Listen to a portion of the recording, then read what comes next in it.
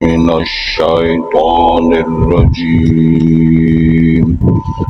بسم الله الرحمن الرحيم. ذلك أدنى أن يأتوا بالشهادة على وجهها أو يخافوا أن ترد أيمان بعد أيمانهم واتقوا الله واسمعوا والله لا يهدي القوم الفاسقين. يوم يجمع الله الرسل فيقول ماذا أجبتم قالوا لا علم لنا إنك أنت علام الغيوب. إذ قال الله يا عيسى ابن مريم اذكر نعمتي عليك وعلى والدتك إذ أيدتك بروح القدس تكلم الناس في المهد وكهلا وإذ علمتك الكتاب والحكمة والتوراة والإنجيل وإذ تخلق من الطين كهيئة الطير بإذني فتنفخ فيها فتكون طيرا بإذني وتبرئ الأكمه والأبرص بإذني وإذ تخرج الموتى بإذني وإذ كففت بني إسرائيل عنك إذ جئتهم بالبينات فقال الذين كفروا منهم إن هذا إلا سحر مبين. حضرات پہلے الفاظ پر فرمائے ارشاد ہوتا ہے ذالک ادنا، یہ بہت قریب ہے ان یاتوا بشہادت علی وجہہا، کہ وہ آئیں اس شہادت کو اس کے اصل اسلوب اصل طریقے پر، او یخافوا یا پھر وہ ڈریں ان ترد ایمان بعد ایمانہم، کہ مسترد کر دی جائے گی ان کی قسم ان کے قریبی رشتہ داروں کی قسم کے بعد. واتقوا اللہ، اور ڈر جو اللہ تعالیٰ سے، واسمعوا اور سنو، واللہ لا یہدی القوم الفاسقین، اور اللہ نہیں ہدایت دیتے نافرمانی کرنے والی قوم کو. یوم یجمع اللہ الرسل، جس دن اللہ تعالیٰ جمع کریں گے رسولوں کو، فیقول، پھر اللہ فرمائیں گے ماذا اجبتم، تم اپنی امتوں سے کیا جواب دیے گئے؟ قالوا لا علم لنا، تو انبیاء کہیں گے ہمارے پاس کوئی علم نہیں. انک انت علام الغیوب، بے شک تو بہت غیبوں کا جاننے والا ہے. اذ قال اللہ، اس وقت یاد کرو جب کہا اللہ تعالیٰ نے اے عیسیٰ بن مریم، یاد کر نعمتی التی، میری ان نعمتوں کو جو میں نے نام فرمائے، وعلی والدتک، اور تیری والدہ پر، تیری جو والدہ ہے ماں ہے اس پر. اذ ایدتک بروح القدس، تفصیل یہ ہے کہ جب میں نے تیری مدد کی تھی روح القدس کے ذریعے، جناب جبرائیل کے ذریعے. تکلم الناس فی المہد وکہلا، کہ تو باتیں کرتا تھا لوگوں سے گودی میں بھی اور بڑھاپے میں بھی. وَإِذْ عَلَّمْتُكَ الْكِتَابَ وَالْحِكْمَةَ، اور اس وقت یاد کرو جب میں نے تجھے سکھائی کتاب اور حکمت و دانائی، اور اسی طرح تورات و انجیل. وَإِذْ تَخْلُقُ مِنَ الطِّينِ، جب کہ تو بناتا مٹی سے، کہیئۃ الطیر، جس طرح کے ماڈل ہوتا ہے پرندے کا، بِإِذْنِی، میری اجازت سے. فَتَنْفُخُ فِیہا، پھر تو اس پہ پھونک مار لگاتا. فَتَکُونُ طَیْرًا بِإِذْنِی، پھر وہ ہو جاتا اڑنے والا میری اجازت سے، میرے حکم سے. وَتُبْرِئُ الْأَکْمَحَ وَالْأَبْرَصَ بِإِذْنِی، اور تو تندرست کرتا، صحت والا کرتا پیدائشی نابینے کو اور پرس کی بیماری والے کو، بِإِذْنِی، میری اجازت سے. وَإِذْ تُخْرِجُ الْمَوْتَىٰ بِإِذْنِی، جب تو نکالتا تھا مردے کو میری اجازت سے، یعنی مردہ زندہ ہوتا.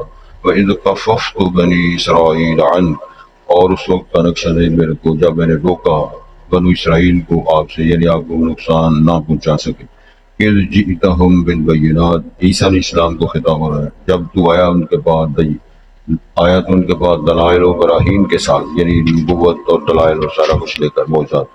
وقال الذین کفروا منہم، بس کہا ان لوگوں نے جو ان میں کافر تھے، ان ھذا الا سحر مبین، یہ سارے جتنے معجزات ہیں، یہ نشانیاں نبوت کی، دلائل نبوت، یہ سب واضح طور پہ کیا ہے؟ جادو ہے. اور انہوں نے معجزات کو جادو کہہ دیا. حضرات، ہم اللہ کی توفیق اور مدد سے اللہ کا کلام اور اللہ کی کتاب پڑھ رہے ہیں۔ اللہ سے ہماری درخواست ہے کہ اللہ ہمارا یہ کاوش کرنا، بیٹھنا، غور کرنا اس کو قبول فرمائے اور ذریعہ ہدایت بنائے۔ ہم نے پچھلے سبق میں بڑا ایک اہم مسئلہ پڑھا، میں اس کو تھوڑا سا ریپیٹ کرتا ہوں تاکہ آگے بات کے ساتھ اس کا ربط واضح ہو جائے۔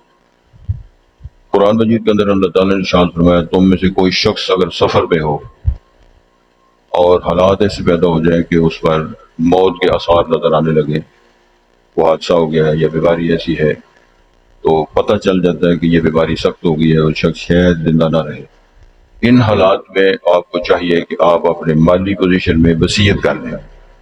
پچھلے سبق سارا تفصیل کے ساتھ یہی تھا لیکن مشکل نظر آ رہا تھا سمجھنا۔ وہ وصیت کر جائے تاکہ تیرے جو وارث ہیں ان تک وہ مال، وہ ترکہ جو سفر کی حالت میں موت کی مصیبت آنے کے بعد تم چھوڑ گئے تھے۔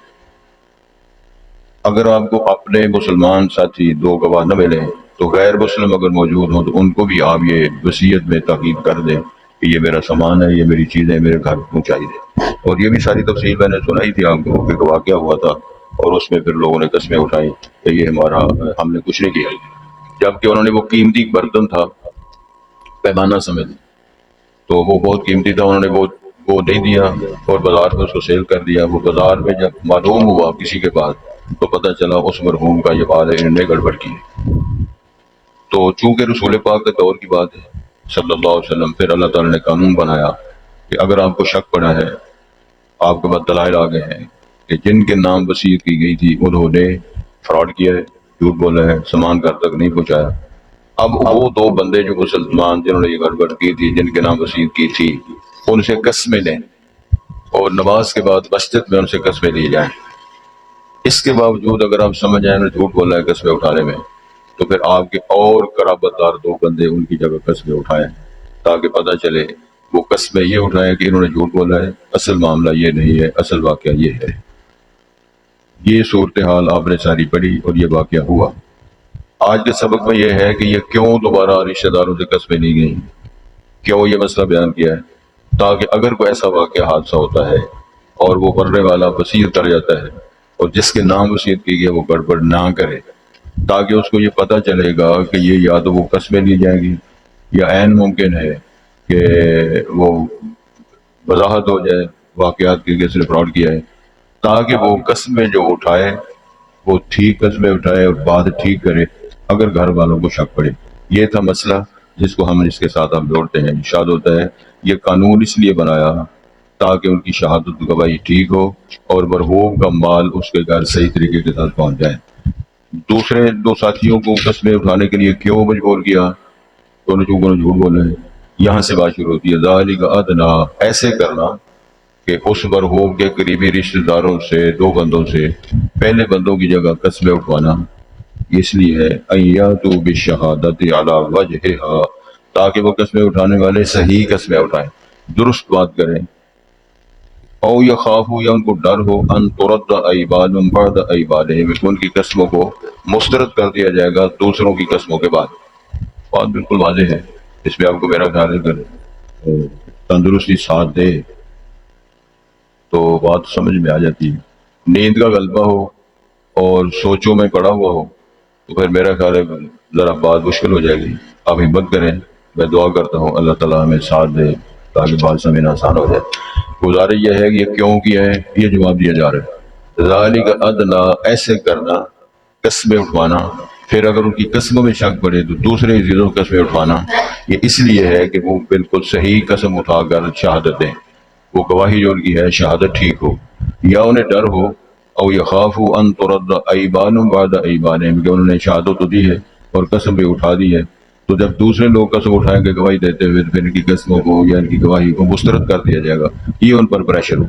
واتقوا اللہ، اور ڈر جو اللہ تعالیٰ سے، واسمعوا، اور اللہ کے احکامات کو سنو۔ ارشاد یہ ہو رہا ہے واللہ لا یہدی القوم الفاسقین، اور اللہ فاسق قوم کو، فاسق بولتے نافرمانی کرنے والوں کو ہدایت نہیں دیتے۔ میں ایک بات عرض کروں پیر صاحب، رسول اللہ صلی اللہ علیہ وسلم کی نبوت کے زمانہ میں وہ 23 سال قرآن نازل ہوا، شہادتیں ہوئی، غزوات ہوئے، اور نبی کریم بذات خود غزوات میں تشریف فرما ہوتے رہے، قیادت کرتے رہے، جنگ و جدل ہوتا رہا. اتنی محنتوں کے 23 سالہ زندگی میں جو آپ نے کام کیے، اس میں پہلا کام یہ تھا کہ شرک کو ختم کیا. ملت اسلامیہ رسالت باب کے جتنے مرید صحابہ یا مسلمان ہوتے ہیں، شرک کو ختم کیا. دوسرا کام یہ آپ نے فرمایا اور کیا کہ جو بے حیائی ہے اس کو ختم. جب آپ نے تو اپنے دور میں شرک ختم کیا تھا، شرک ختم ہو گیا. اس امت کے اندر اس سے زیادہ شرک موجود ہے. آپ اندازہ نہیں کر سکتے ابو جہل نے اتنا شرک نہیں کیا جتنا آج مسلمان کر رہے ہیں. مسلمان شرک کر رہے ہیں جتنا مشرکوں نے بھی شرک نہیں کیا تھا، جن کو اللہ نے مشرک کہا ہے کہ انما المشرکون نجس، یہ مشرک پلید ہیں. قرآن کی آیت ہے. شرک کرنا واسطے جی فرق ہی پڑا. اللہ کہہ رہے ہیں تم پلید ہو گئے ہو. تو مومن پلید نہیں ہوتا، جس کے اندر اللہ تعالیٰ کی عظمت، الوہیت اور اس کی شان کے عقیدہ موجود ہو. میں اس کی دلیل لیتا ہوں تاکہ شوالیات والوں کے لیے آسانی ہو جائے. رسول کریم تشریف لا رہے تھے، ادھر سے ابو ہریرہ رضی اللہ تعالیٰ عنہ جب نکلے تو نبی کریم کو دیکھ کر انہوں نے راستہ بدل لیا. تو یہ کہانی نہیں ہے، حدیث شریف کے اندر تفسیر ہے اور اس میں مسائل مستنبط ہوتے ہیں. پہلا مسئلہ یہ ہوتا ہے کہ اللہ کے رسول ہر جگہ تشریف فرما نہیں ہوتے ہیں. آپ ادھر سے جا رہے ہیں، وہ ادھر سے آ رہے ہیں، تو یہ کہنا کہ حضرت یہاں موجود ہے اور سنتے ہیں، اس عقیدے کو ٹھیک کر لینا. ابو ہریرہ رضی اللہ عنہ رسول باب کو دیکھ کر راستہ بدل گئے. پھر جب ملاقات ہوئی تو آپ نے سوال کیا کہ ابو ہریرہ تو نے راستہ کیوں بدلا تھا؟ تو کیوں اس وقت کہا جاتا ہے جب علم نہ ہو. اگر یہ عقیدہ رکھا جائے کہ اللہ کے رسول عالم الغیب ہے اور سارا کچھ جانتے ہیں، یہ عقیدہ باطل ہے، درست نہیں ہے. نبی کریم نے پوچھا تو نے راستہ کیوں بدلا؟ پھر انہوں نے وضاحت کی اللہ کے رسول صلی اللہ علیہ وسلم مجھے غسل کی ضرورت تھی، میں اس حالت میں تھا، میں نے اچھا نہیں سمجھا کہ میرے سالت باپ کے ساتھ مسافہ ہو یا معانقہ ہو تو میں تو غسل کی ضرورت ہے، اس لیے میں راستہ بدل گیا تھا. اس کے جواب میں آپ نے ارشاد فرمایا ابو ہریرہ المؤمن لا ینجس، مومن پلید نہیں ہوتا، مومن پلید نہیں ہوتا اور کافر پاک نہیں ہوتا. اگرچہ اس نے خوبصورت کپڑے پہنے ہو، شیمپو استعمال کیا ہو، پرفیوم استعمال کی ہو، شریعت کی بولی میں اس کا یہ مطلب نہیں کہ جسم پلید ہوتا ہے. ویسے اللہ نے کہہ دیا وہ نجس پلید ہوتا ہے. پھر جب سورت برات نازل ہوئی تو پھر اللہ نے فرمان دیا برات من اللہ و رسولی، اللہ بھی بری ہے، رسول بھی بری ہے، اور آج کے بعد کوئی مشرک حرم کے اندر داخل نہ ہو اور وہ بیت اللہ کا دعا کرتے ننگی حالت میں کپڑے اتار کر ایسی کوئی حرکت نہ کرے. یہ کب کی بات ہے؟ سن 9 ہجری کی. سن 9 ہجری میں حج فرض ہوا تھا اور رسول کریم علیہ السلام حج کے لیے تشریف نہیں لے گئے. حضرت ابو صدیق کو امیر حج بنایا اور وہ 300 لوگوں کے ساتھ مل کر حج کرنے کے لیے مکہ مکرمہ تشریف لے گئے. اور حج مکہ مکرمہ ہوتا ہے منا میں، عرفات میں، مزدلفہ میں. تو میں نام نہیں لیتا، بہت بڑے عالم فوت ہو گئے ہیں، ان کا خطاب میں نے خود سنا. وہ فرما رہے تھے ساڈا حج بھی بدینے تھے، ساڈا عمرہ بھی بدینے تھے، ساڈا سارا کچھ بدینے. انہوں نے مکہ ویسے بائی پاس کر دیا. حضرت بچوں فرمائے محبت اپنی جگہ پر ہے، عقیدے کو بدلنا اور دین سازی کرنا یہ کسی بندے کے اختیار میں نہیں ہے. عمرہ اور حج مکے ہوتا ہے، مدینہ منورہ اگر کوئی شخص وہاں سے نہیں آتا اس کے حج عمرے میں کوئی فرق نہیں پڑتا. وہ صرف مسجد نبی کی زیارت کے لیے آنا ہے، قبر رسول کے لیے نہیں. کیونکہ اللہ کے رسول علیہ الصلوۃ والسلام نے جو فرمایا تھا نا ما بین بیتی و منبری روضۃ من ریاض الجنہ، وہ اللہ کے رسول کا گھر اور ممبر کے درمیان جگہ، وہ جنت کا ٹکڑا ہے. تو اس مقصد کے لیے زیارت مسجد نبی کے لیے آنا ہے، نہ کہ قبر رسول کے لیے. یہ کچھ توہمات ہیں کچھ لوگوں نے بنائے ہوئے ہیں. تو یہ کہہ دینا کہ میرا حج بھی مدینے سے، میرا عمرہ بھی مدینے، یہ جذبات تو ہیں لیکن حقائق نہیں. وہ حقائق نہیں ہے. میری طرف دیکھیں، میری طرف دیکھیں، کوئی مسئلہ نہیں. تو دین سازی کرنا کسی بندے کے اختیار میں نہیں ہے اور شرم کرنی چاہیے ایسی باتیں کرتے ہوئے. عقیدت ہے، توجہ فرمائیں رسول پاک کی مسجد. اچھا ایک اور بڑا مسئلہ ہے لوگوں نے بنایا ہوا، کیونکہ موسم حج میں دنیا جا رہی ہے، لوگوں کو بتانا چاہیے. یا وہ سن رہے ہیں تو چلو اللہ تعالیٰ رہنمائی فرمائیں گے. وہ کہتے ہیں ایک حدیث معروف ہے کہ جس بندے نے مسجد نبوی میں 40 نمازیں پڑھ لی تو قیامت والے دن رسالت باب کی شفاعت نصیب ہوگی. یہ کہا جاتا ہے، حدیث بھی پیش کی جاتی ہے، لیکن اس حدیث کی صحت تندرست نہیں ہے اور یہ بات ٹھیک نہیں ہے. اور ہم نے اپنے دور میں، جس دور میں ہم مدینہ یونیورسٹی پڑھتے رہے، کچھ ساتھیوں کو ہم نے دیکھا حج کے موسم میں تو وہ گھروں میں بیٹھے رہتے تھے، اپنے اپنے جہاں ہوٹل ہے یا جہاں انہوں نے رہائش رکھی ہے. تو پوچھا جاتا تو نماز پڑھنے کے لیے نہیں جاتے. اس دور میں یہ ہوتا تھا کہ 8 دن کم از کم حاجی کو مدینے رکھتے تھے. اٹھو پانچ چالی کم از کم. تو جو جب وہ شپ جانے والے ہیں ان کے پاس زیادہ ٹائم ہوتا ہے تو وہ پتہ جواب کیا دیتے تھے؟ 40:30 ہو گئی ہیں. کیا مقصد ہے؟ ہم نے 40 نمازیں مسجد نبی میں پڑھ لی ہیں، اب وہاں پڑھنے کی ضرورت نہیں ہے، شفاعت ہو گئی، کم ہو گئی. کیا یہ مسئلہ ہے؟ کیا یہ دلیل ہے؟ یہ کوئی مسئلہ نہیں کہ 40 نمازیں جو پوری، تو باقی نمازیں کیسے پڑھنی ہیں؟ ایک اور واقعہ اسی مضمون کی تکمیل کے لیے، وہ قاری نے ملتانی صاحب، ملتان کے قاری نیزم ہو نوینے تھے، انہوں نے واقعہ سنایا ہوا ہے. وہ فرماتے ہیں جس دور میں ہم نے حج عمرہ نہیں کیا تھا تو ظاہر ہے کوئی ایک دو بندہ جو حاجی اب جو پیش ہونا چاہیے نا، گلی گلی دگر دگر آ جائے. تو وہ حاجی صاحب آئے تھے تو ہم بڑی محبت کے ساتھ ان کے پاس بیٹھے رہے، وہ باتیں سناتے رہے، پیار محبت کی باتیں. تو زور کا ٹائم ہو گیا، ہم نماز پڑھنے چلے گئے لیکن حاجی صاحب ادھر ہی بیٹھے تھے. پھر ہم نماز پڑھ کے آگے، پھر باتیں پیار محبت کی، تو وہ سارے عقیدت کرامتیں شروع ہو گئی. پھر عصر کا ٹائم ہو گیا، ہم عصر پڑھنے چلے گئے تھے، حاجی صاحب ادھر ہی بیٹھے تھے. حاجی صاحب نہ زور پڑھنے کے لیے گئے نہ وہ عصر پڑھنے کے لیے گئے. عصر پڑھ کے آئے تو پھر میں نے پوچھا ان سے، حاجی صاحب تسی نہ زور پڑھنے کے لیے گئے ہو نہ عصر پڑھنے کے لیے گئے ہو؟ تو اب حاجی صاحب کا جواب سنو. حاجی صاحب کہنے لگے میں 3.5 مہینے رہ کے آیا. کتنے مہینے؟ 3.5 مہینے رہ کے آیا. ایک نماز جب لکھ بندی 2 مہینے میں مکے نمازاں پڑھی ہیں، حساب کر رہے نمازاں دور ہے، وہ صرف پڑھ کے پہ گا. نمازیں فرض ہے، مکے میں ہو یا مدینے میں ہو نماز پڑھنی ہے. اس لیے نہیں چھوڑ دینا اب کہ وہ سلسلہ پورا ہو گیا میرا تو لاکھ بن گئی ہے تو 2 4 10 20 2 مہینے دی تو مسافر نہیں کر سکتے کنیاں بن گئی. وہ کہہ رہا ہے کہ میں نے 2 مہینے مکہ مکرمہ میں حرم پاک میں نمازیں پڑھ لی، اب حساب کر لو. وہ حساب کرتا ہے ایسی سوچیں میں اللہ تعالیٰ. یہ لوگوں کی باتیں، دین کی بات نہیں ہے.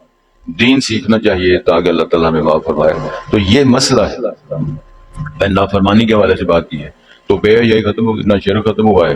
اس دور میں تو ختم کیا رسالت باب ہے، لیکن اس امت کے اندر شرک کا طریقے اولا موجود ہے. بے حیائی ختم کی تو آج بے حیائی گھر گھر صرف نہیں، جیب جیب کے اندر بھی بے حیائی موجود ہے، اللہ ماشاء اللہ. پھر آپ نے دنیا سے ظلم ختم کیا. اب ظلم کی داستان یہ ہے کہ آپ کوئی بچی پہ ظلم کر رہا ہے، کوئی ماں پہ ظلم کر رہا ہے، کوئی باپ پہ ظلم کر رہا ہے، کوئی بہنوں پہ ظلم کر رہا ہے، گھروں سے لے کر عدالتوں تک ظلم کی داستان قائم ہے، یہ نہیں ختم ہوا. اور اتنا بڑا ظلم ہے. سورہ حجرات اگر پڑھیں تو اس کے حوالے سے پتہ چلتا ہے کہ اللہ تعالیٰ نے وہاں فرمایا یا ایھا الذین آمنوا لا یسخر قوم من قوم عسى ان یکونوا خیرا منهم ولا نساء من نساء عسى ان یکن خیرا منهن. مطلب کیا تھا؟ کوئی قوم کسی قوم سے مذاق نہ کرے، ہو سکتا ہے وہ ان سے بہتر ہو. کوئی بیوی کسی بیوی کا مذاق نہ کرے، ہو سکتا ہے اس سے بہتر ہو. پھر کیا کریں؟ الزام نہ لگائیں، تہمت نہ لگائیں، ان کے نام نہ رکھیں، تانے نہ ماریں. یہ ساری بات بیان فرما کے آخر اللہ فرماتے ہیں وَمَن لَّمْ يَتُبْ فَأُولَٰئِکَ هُمُ الظَّالِمُونَ. جو توبہ نہیں کرے گا وہ سارے ظالم ہیں. کیا مطلب ہے؟ کسی کے قلب پہ تبصرہ ہو رہا ہے، کسی کے رگ پہ تبصرہ ہو رہا ہے، کسی کی شادی پہ، کسی کی بیوی پہ، کسی کے کھانے پہ، کسی کے لباس پہ، سارے تبصرے کر کرا کے مذاق اڑائے جا رہے ہیں، چگلیاں کی جا رہی ہیں، تماشبینی کی جا رہی ہے. اور اس کو اللہ تعالیٰ نے بیان فرما کے فرمایا وَمَن لَّمْ يَتُبْ. جو ان چیزوں سے، ان حرکتوں سے توبہ نہیں کرے گا وہ سارے ظالم ہیں. تو وَمَا لِلظَّالِمِينَ مِنْ انصار، ظالموں کا کوئی مددگار نہیں. تو اگر نماز میں بھی نافرمانی کی جائے، عقیدے میں بھی نافرمانی کی جائے، محبت رسول میں بھی نافرمانی کی جائے، تو اللہ فرماتے ہیں ایسے نافرمانوں کو ہم ہدایت نہیں دیتے. بظاہر آپ کو نظر آئے گا اس کی ٹوپی، اس کی داڑھی، اس کا عمرہ، اس کا فلاں. ایک اور بات ہے میرے، کتنے لوگ دنیا میں ایسے ہیں کہ جو نمازیں اور حج عمرے بے شمار سخاوت کر رہے ہیں، لیکن ایسی بد نصیبی غالب آتی ہے کہ مرتے وقت وہ ناجائز وصیت کر کے مر جاتے ہیں. وہ کسی بیٹی کے نام کوٹھی کر گئے، کسی بیٹے کے نام، کسی بیٹے کے نام وہ ساری جائیداد کر گئے، کسی نے کچھ کر دیا، کسی نے کچھ کر دیا. تو یہ ظلم کی وصیت بھی ایسی ہے کہ ساری زندگی کا مال کا بیڑا کر کے اس نے کر دیا، اور یہ دنیا میں کام لگے ہوئے ہیں. ریسرچ سے آپ کریں تو آپ کو پتہ چلے گا کہ لوگ کر کے رہے ہیں بڑے بڑے ظلم. نبی پاک نے اس لیے فرمایا تھا کہ خیرکم خیرکم اہلی، تو میں اچھے وہ لوگ ہیں جو اپنے گھر والوں کے لیے اچھے، اور وانا خیر لاہلی، میں اپنے گھر والوں. تو گھر والوں میں سب سے پہلے کون آئے گا؟ بیوی آئے گی. وہ جو اپنے والدین چھوڑ کے آئی ہے، بھائی چھوڑ کے آئی ہے، خاندان چھوڑ کے آئی ہے، اور تیرا ساتھ اس کا سنگ بنا ہے، عام عورت ہی تیرا رفیق حیات بنی ہے، اس کی حیثیت یہ ہے. اس کو نوکرانی کی حیثیت بھی لوگ نہیں دیتے، نوکرانی کا درجہ بھی لوگ نہیں دے رہے.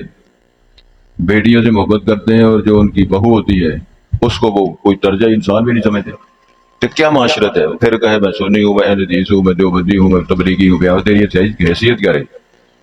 رسول پاک کی ایک صاحبزادی رہ گئی تھی، 3 فوت ہو گئی تھی. جب جناب فاطمہ تشریف لاتی تو آپ اٹھ کے استقبال کر کے اپنی جگہ پہ لا کر بٹھا دے. تو ادھر یہ ہوتا ہے کہ آ رہے ہیں نا کہ چھٹیاں آئیں گی نا، چھٹیاں میں اس میں گرما گئی. جس دور میں کینٹ میں تھا، ہمارے ایک دوست ہے شاہ صاحب، بڑے جلالی تھے، امیر آدمی تھے، اور ان کی بیٹیاں تھیں، بیٹا ایک ہی تھا. بڑے عجیب لہجے میں بات کیا کرتے تھے. دوست تھے ہمارے، درس بھی سننا، نماز بھی پڑھنی، سیر بھی کرنی، مالدار آدمی بھی تھے.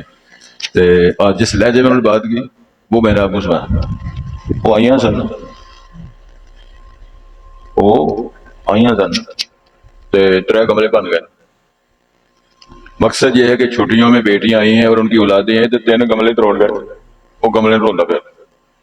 کتنے لوگ ہیں جن کی بیٹیوں کو اللہ نے اولاد ہی نہیں دی، بیٹوں کو اولاد دے دی. کل کی بھی بات ہے، میرا دوست جمعہ پڑھنے کا 10 سال ہو گئے جی بیٹے کے گھر کو عید بھی نہیں آئی، پھر تینوں کمرے روندہ پھر. مقصد یہ ہے کہ لہجہ آپ دیکھیں. وہ آئیے سن نا، وہ تو بیڑا گھر کر کے 2 کمرے بھی بن گئے. جس نے یہ بھی بوجھ سمجھنا ہے، بیٹی کے متعلقہ اولاد ان کو حافظہ بولتے ہیں، جو نواسے ہیں، پوتے اور نواسے اللہ نے نعمت میں فرمایا ہے. تجھے اللہ تعالیٰ نے اولاد دی اور اولادوں کو اولاد دی اللہ کے اپنے انعامات میں ذکر فرمایا ہے. کتنے وہ اچھے لوگ خوش نصیب ہیں جن کو اللہ نے دین اور دنیا دونوں دے دیے اور انہیں زندگی میں اولاد بھی دیکھی، اولاد کی اولاد دیکھی، پھر ان کی آگے اولاد دیکھی. مجھے یاد ہے حاجی صاحب کا جب پڑپوتے کا میں وہ نکاح کر رہا تھا تو آپ دیتا ہو گیا. کہنے لگے دیکھو یہ اللہ نے بہاریں دی ہیں تو یہ بہاریں کسی کسی کو ملتی ہیں، تو اللہ اس بہار کو خوشگوار رکھے. تو یہ چیزیں اللہ تعالیٰ نے دکھائی ہیں، اللہ کے انعامات ہیں. اور وہ لوگ بھی ہیں جنہوں نے ایک اور پھر مجھے بات یاد آ گئی ہے. ہمارے میرے محترم پروفیسر ساجد میر صاحب رحمۃ اللہ 2 سال کے تھے، والدہ فوت ہو گئی. ظاہر ان کو 2 سال کے بچے کوئی پتہ نہیں ہوتا. تو خاندان کے لوگ بتاتے ہیں کہ ان کی والدہ محترمہ ان کو نا گھی اور مکھن کی مالش کیا کرتے. سادہ دور تھا اس وقت. تو بیوی نے پوچھا باجی یہ کیا کر رہے ہو؟ پلوان بنانا جی. یعنی پلوانی بنانا، قرآن کا حافظ بنانا ہے. یہ بات میرے محترم فرماتے ہیں جب میں تھوڑا سا شعور میں آیا تو مجھے بات چلی تو میں نے فیصلہ کر لیا کہ میں نے قرآن کا حافظ بنا. بعض آپ تھا انہوں نے درس میں شامل ہو کر نہیں پڑھا قرآن مجید، پھٹوں پہ بیٹھ کے سکول کالج جانا ہے، وقفوں میں بیٹھ کے سارا قرآن یاد کیا. 85 سال عمر ہے، آج بھی وہ خود تراویحیں پڑھاتے تھے. تو کسی نے ان سے پوچھا آپ کی کوئی خواہش بتائیں آپ. یہ پیغام ٹی وی کے اندر بھی ہمارے سامنے بات آئی. تو میرے محترم نے فرمایا جب قیامت کو اللہ سے معافی کی امید رکھتے ہوئے ملاقات ہوگی تو اللہ تعالیٰ پوچھیں گے تمہیں کیا چاہیے؟ تو میرا سوال ہوگا اللہ سب سے پہلے مجھے ماں کی زیارت، ماں کی زیارت مجھے. تو جنہوں نے مائیں دیکھی ہیں لیکن رلا کے ماری ہیں کیا کریں گے؟ تم کیا کمایا انہوں نے؟ نبی مکرم کا فرمان ہے جس شخص نے اپنے والدین کو زندگی میں دیکھا پھر ان کو خوش کر کے تابع داری کر کے اللہ سے جنت نہیں لے لی، وہ بندہ بڑا بد نصیب ہے. وہ بد نصیب ہے. اور کیوں بد نصیب ہے؟ کہ رسول پاک نے فرمایا ہے کہ اللہ، حدیث قدسی ہے کہ اللہ فرماتے ہیں کہ اللہ کی رضا اس کے باپ کی رضا میں، ابا راضی تو رب بھی راضی. کہ ماں کے قدموں کے نیچے فرمایا جنت اللہ نے رکھی ہے، ماں کی خدمت کر کے جنت لے سکتے ہو. توجہ فرمائیں حضرات، دنیا میں جتنے مرضی ولی کتب شہید جمع کریں تیری ماں کے مقابلے میں ان کی ولایت کچھ نہیں. وہ 70 ولی ایک طرف ہوں، تیری بوڑھی ماں اور جو ان پڑھ بھی ہے، جاہل بھی ہے، بوڑھی بھی ہے، اس کی ولایت ان کے مقابلے میں کئی گنا زیادہ ہے. ماں باپ کو چھوڑ کے تم دعائیں کسی اور سے کراتے پھرتے ہو. ماں کے قدموں میں بیٹھو، باپ کے قدموں میں بیٹھو اور ابا جی سے دعا کرو. تیرا نام لے کر ایک بات کہہ دے تو پھر دیکھو کیسے مسئلے حل ہوگے. سب سے بڑی مصیبت ہے یہ پڑی ہوئی، ابا ناراض، ماں ناراض، باجیاں ناراض، محلے میں انہوں پر پڑھ رہے گا اور تبلیغ کے لیے جا رہا ہے. شرم آنی چاہیے. تیرا باپ ناراض ہے، تیری ماں ناراض ہے، کیا کر رہے ہو؟ بات آگے بڑھتی چلی جا رہی ہے. مبلغین جب جاتے ہیں دوسرے ملکوں میں تو وہ جوتے اٹھا کے وہ سنبھالتے پھرتے ہیں. لوگ کہتے ہیں یار جوتے کیوں سنبھالتے ہو؟ ہمارے ملک میں مساجد میں جوتے اٹھائے جاتے ہیں، کہتے ہیں جاؤ تبلیغ ادھر جا کے کرو. ہمارے پاس کیا کرتے ہو؟ انہوں نے جوتیاں والی جگہ سے موبائل رکھے ہوئے. نہیں سمجھ آئی؟ ہمارے واش روم میں لوٹا بھی محفوظ نہیں، گلاس بھی محفوظ نہیں ہے، روز گلاس پر لڑائی ہوتی، گلاس کی طرح گلاس لپنے پھر رہے ہیں۔ جس قوم کا یہ معیار ہو کہ چھوٹی چھوٹی بات سے مسجد میں آنے جانے، تالا مارنے، تالا کھولنے، واش روم میں جانے سے لڑائیاں ہوتی ہیں، ان کیا سیکھا انہوں نے؟ وہ بے کو درس ہی دیے جا رہے ہیں، درس ہی لیے جا رہے ہیں، درس دیا کیا ہے؟ مسجد کا آداب کا پتہ نہیں، مسجد کی شان کا پتہ نہیں، اللہ کے گھر کے وقار کا علم نہیں، بس نعرے جشن منا کے جشن اور مار مار کے نعرے جلوس نکال کر بیڑا گرک کر دیا ہم نے۔ تو بات یہاں سے چلی تھی کہ اللہ فرماتے ہیں جو نافرمان ہیں اللہ کے رسول کے، ان کو ہدایت کیا ملے گی؟ ان کو ہدایت اللہ نہیں دیتے۔ اللہ سے دعا فرمایا کہ ہم ہدایت یافتہ لوگوں میں ہو جائیں، نافرمانوں سے بچیں۔ پھر یوم یجمع اللہ رسول، جس دن اللہ تعالیٰ رسولوں کو جمع کریں گے، عدالت اللہ قیامت، فیقول، اللہ فرمائیں گے ماذا اجبتم، اچھا جی تم تشریف لائے ہو، جب میں نے آپ کو رسول بنا کر بھیجا تھا تو تمہاری امتوں نے کیا تمہیں جواب دیا تھا؟ کیا مطلب اس کا اللہ کو علم نہیں؟ یہ بات ہم تک پہنچانے کے لیے بات کی، اللہ کو تو سارا پتہ ہے۔ اور رسولوں نے بھی اپنی زندگی میں دیکھا، کسی نے کچھ کہا، کسی نے کچھ کہا۔ کم ہی رسول ہوں گے جن کو لوگوں نے ہجرت پر مجبور نہیں کیا۔ ہمارے رسول نبی مکرم صلی اللہ علیہ وسلم ہاشم اور قریش خاندان کے بڑے خاندان کے چشم و چراغ، حسب نسب میں بڑی شان اور عظمت، اور لوگوں نے امین اور صادق کا لقب دیا ہوا ہے۔ اور داستان یہ ہے کہ سب سے زیادہ آپ کے خلاف ہونے والوں کی امانتیں بھی رسول پاک کے گھر بڑی ہوئی ہیں، اور آپ صلی اللہ علیہ وسلم کو شہید کرنے کے لیے 100 اونٹ کا انعام رکھا ہے، زندہ مردہ لاؤ گے 100 اونٹ ملے گا، حتیٰ کہ رسول پاک کو بھی مکہ چھوڑنے پہ مجبور کر دیا گیا۔ اور اللہ کی شان رحمی بھی بڑی ہے، سب اللہ مجبور ہو گئے تھے معاذ اللہ، اللہ کے پاس کوئی بندوبست نہیں تھا۔ اللہ تعالیٰ تو کسی کپڑے میں یا بند کے 15 10 20 چودھری اٹھا کے سمندر میں پھینک دیتے ہیں، ایسے نہیں اللہ نے کیا۔ اللہ نے اپنے رسول سے فرمایا کہ تسی مکہ چھڑ دیو، تو پھر ہم شان کے ساتھ ان الذی فرض علیک القرآن لرادک الی معاد، پھر ہم آپ کو شان کے ساتھ لے کر مکے آئیں گے۔ یہ قرآن کے اندر لکھا ہوا ہے۔ اور علامہ قرطبی نے اور یہ جو بڑے بڑے علامہ طبری، انہوں نے تبصرہ کرتے فرمایا ہے لرادک الی مکہ، مکے سے نکالیں گے بھی ہم آپ کو شان کے ساتھ، اور واپس بھی لائیں گے شان کے ساتھ۔ لوگوں کو سبق دیا ہے، یعنی رسول پاک کو ہجرت میں مجبور کر دیا، اور چھپ کے مکہ چھوڑا گیا۔ پھر پہلے ہم مکے میں تھے، مدینے میں نہیں تھے، مدینے جائے مکے میں تھے، مسئلہ کیوں نہیں حل ہوتا؟ کبھی کسی نے غور کیا ہی نہیں، کبھی سیرت کو پڑھا ہی نہیں، کسی نے سیرت سنا ہی نہیں، سوال نعرے مارنے کے اور روٹی ٹوکر کھانے اور منڈا کھانے، چلو ہوتے دعانے بھی شروع ہو گئے نا کھانا۔ تو مسئلہ یہ ہے کہ یہ مذاق اور ٹھٹھے دنیا کے اندر رہ کے بیڑا گر کیا۔ تو رسول کیا فرمائیں گے؟ قالوا لا علم لنا، اور غور فرماؤ رسول کیا کہیں گے؟ اللہ میں کوئی علم نہیں۔ ادھر کیا کہتے ہیں لوگ؟ تو قرآن تو پڑھو نا۔ فرشتوں سے جب اللہ تعالیٰ نے وَعَلَّمَ آدَمَ الْأَسْمَاءَ كُلَّهَا ثُمَّ عَرَضَهُمْ عَلَى الْمَلَائِكَةِ فَقَالَ أَنبِئُونِي بِأَسْمَاءِ هَؤُلَاءِ إِن كُنتُمْ صَادِقِينَ، اللہ نے آدم علیہ السلام کو سارا کو سکھایا، اور فرشتوں کے سامنے جب وہ پیش کیے بل ساری وہ لسٹیں، تو فرشتے کہتے ہیں سبحانک لا علم لنا۔ یہ قرآن سے میں لکھا ہوا ہے، تو کس نے اس کو نافذ کرنا ہے، کس نے غور کرنا ہے؟ سبحانک لا علم لنا، فرشتے کہتے ہیں اللہ تو پاک ہے، ہمارے پاس کوئی علم نہیں، الا ما علمتنا، اتنا تو سکھائے۔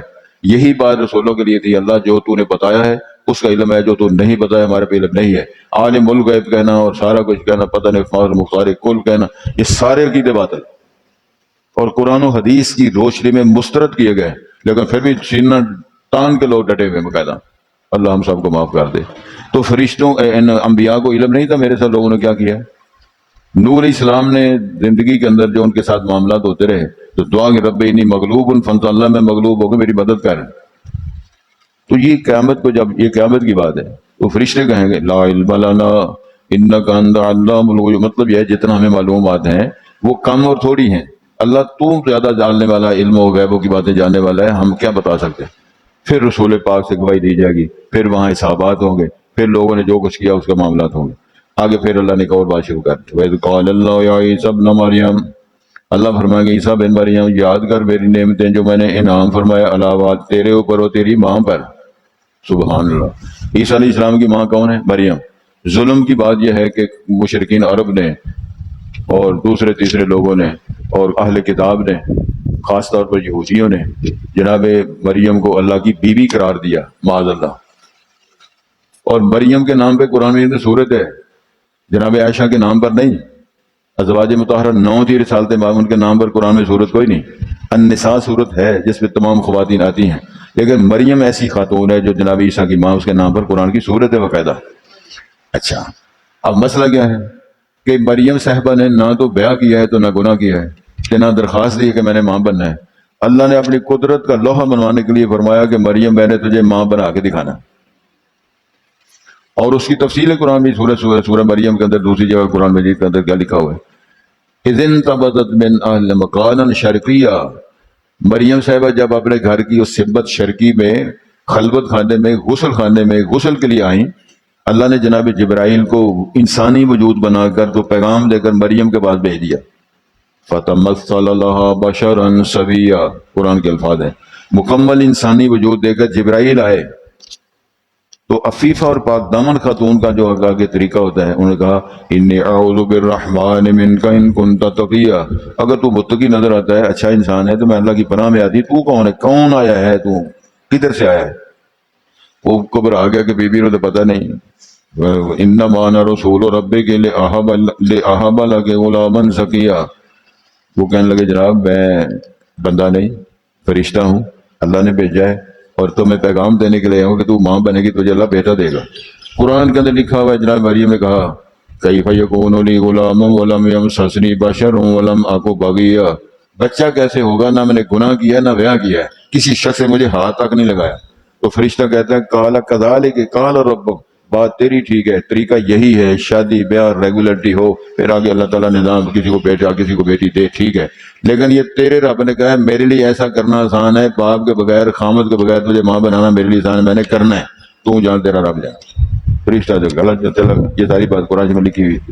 پھر وہ جب ولادت کا وقت آیا تو مریم پریشان، یا اللہ میں کیا کروں، یہ ایسا کام ہے دنیا میں اس کی مثال ہی کوئی نہیں کہ بیاہ نہ ہوئے تو کڑی ماں بن جائے، یہ کیسے ممکن ہے؟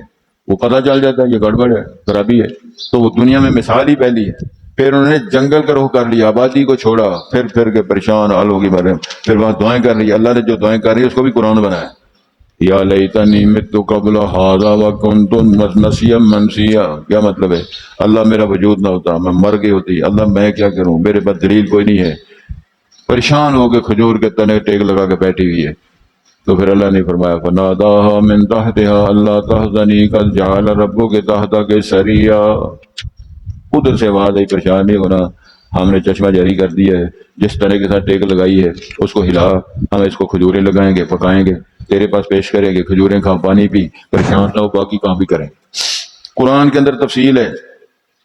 اب جب وہ 2 دن کا بچہ لے کے قوم کی طرف گئی تو قوم نے مارے تیر، یا اخت ہارون ما کان ابوک امرا سوء وما کانت امک بغیا، تیرا خاندان کہتا کڑیے تو کی کم کیتا ہے، وہ پریشان بیچاری کہتی مجھے کیا پتا ہے، اس نے فاشارت الیہ، اس سے پوچھو، کہتے ہیں کیف نکلم من کان فی المہد صبیا، وہ بیبی بچوں سے کون باتیں کرتا ہے، کبھی بولیں ہمیں ورگلاتی ہے، یہاں تک بات پہنچی، اللہ نے فرمایا مریم اب تو چپ کر جا، میں جانوں تو تیرا پتر جانے تے قوم جانے۔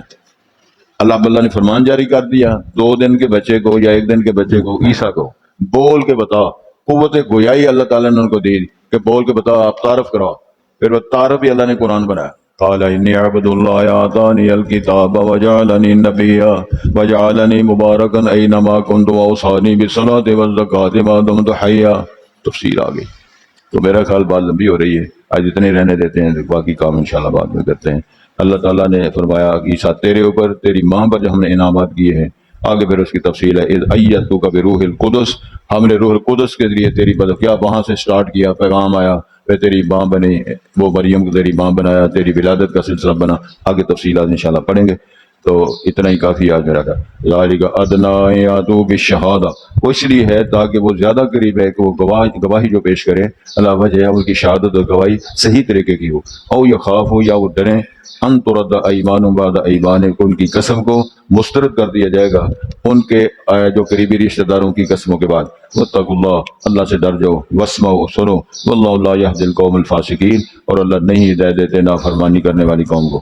یوم یجمع اللہ رسل، جس دن اللہ تعالیٰ جمع کرے گا رسولوں کو، فیقول، اللہ فرمائیں گے، ماذا اجبتم، کیا تم جواب دیے گئے تھے اپنی امتوں کی طرف سے، قالوا، تو وہ کہیں گے لا علم لنا، اللہ ہمارے پاس کوئی علم نہیں، انک انت علام الغیوب، بے شک تو بہت جاننے والا ہے غیبوں کا۔